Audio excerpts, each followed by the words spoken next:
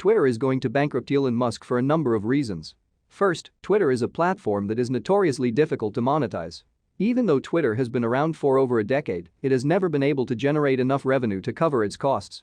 This is largely due to the fact that Twitter is a free service that relies on advertising to generate revenue.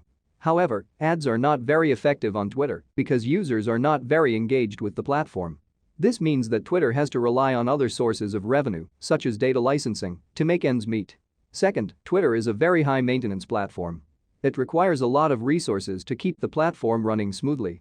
This is especially true now that Twitter has over 300 million active users. Twitter also has to deal with a lot of spam and abuse, which requires even more resources to deal with.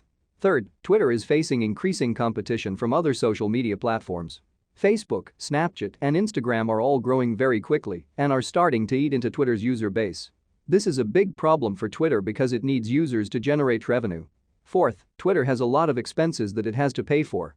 For example, Twitter has to pay for servers, bandwidth, and other infrastructure costs. Twitter also has to pay its employees, which is a big expense.